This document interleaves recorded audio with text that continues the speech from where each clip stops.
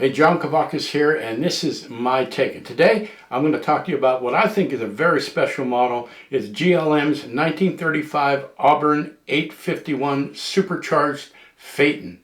Now, Auburn started making cars, the company formed in 1900. They started making cars in 1903.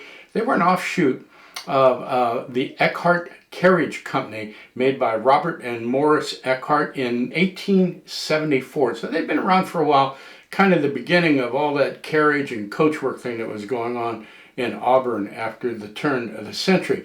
So the first car they made was a single-cylinder, water-cooled, gas-fueled engine that made 6 horsepower, cost $1,450. Now, it's an astronomical sum back then. It was kind of the beginning of the luxury image for the cars coming out of Auburn.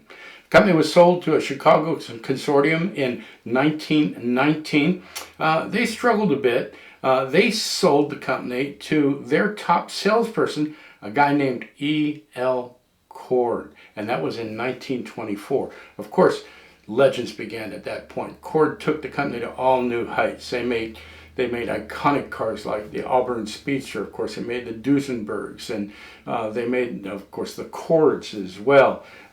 Now, the company didn't survive the Depression very well. They had to reorganize several times. They made Army Jeeps for a while, and they've kind of reconstituted since then. But during the height of their time, they made the 1935 851 Supercharged Phaeton, and that's what we have here today. It was a spectacular car, and I think GLM has just done something very special with this model. I'm eager to show you the details. So let me get them out and on the turntable, and we'll take a close look at them.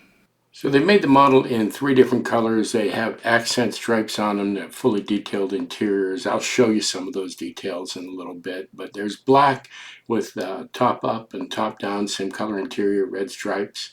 Then there's yellow with the saddle colored interior, red stripes as well. That comes in a topped up and top down feature. And something that GLM does is they also have a convertible version. There's no top-up version of the red with the saddle interior, but this is a beautiful model as well, and I think this might be my favorite. Let's take a look at some of the details. They're awesome. Proportions and fidelity of the model is spot on. I know some of the people that already have this in their collection for the last couple weeks or so. There's been some concern over whether or not it was true to scale. I put the calipers on it. It is absolutely accurate. Grille and bumpers are nicely chromed. Detail is superb. Look at the lenses on those headlights, and look at the intricacy of the grille. Have the same level of detail around the back of the car. Now, the striping on this yellow one could be a little bit better, but it's not a distraction. But lensing, hardware, hinges, the gas cap with the rubber grommet around it, just fantastic. Now here's where this model really shines. It's in the intricate, minute detail. Look at the venting on the hood, the exhaust pipes coming out the side, the work around the headlights, the ornament on top of the grille. Look how accurate the striping is on the side. Look at that beautiful windshield and those hubcaps with the multicolors. We see the same attention to detail all over the car. Look at just all the hardware on the car, the handles, the hinges, the spare tire carrier, I mean, all that. But take a look at that interior. The work around the dash, the gauges are readable. The glove compartment, the door on it's just beautifully done. You see more detail on the windshield there. The grab handles, the gear shift lever, the steering wheel, all just perfectly replicated. Just beautiful work on a very minute scale. Here's another thing I want to point out. Take a look at this finish. The details all over the car. Another shot of the interior there, but that finish is just spectacular. GLM has a new paint process that they're doing that really brings the depth of the paint out. This looks like a 1-1 car. GLM's at the top of their game here, and I think it's really encouraging that they're not resting on their laurels. They keep on improving their product. The detail keeps on getting greater. The finishes keep on getting better, and they're holding the price. Okay, so there they are. You saw the 3 colors. There's black with the top up and top down, yellow with the top up and top down.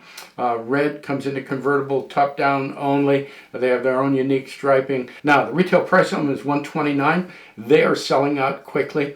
I know Dave Gilbert has them Legacy Motors has them. So if you're interested in getting one or all of these, my difficulty would be which color to choose. I really am partial to the red, but that black one is spectacular. The detail is fantastic on all of them. So that's GLM's 1935 Auburn 851 Supercharged Phaeton. Hope you enjoyed the video. If you did, do me a favor, give me a like down there in the right hand corner. Love to have you as a subscriber. I've got more videos coming. I've got a little bit of a backlog and I'm working through them. I look forward to seeing you again. Thanks for tuning in.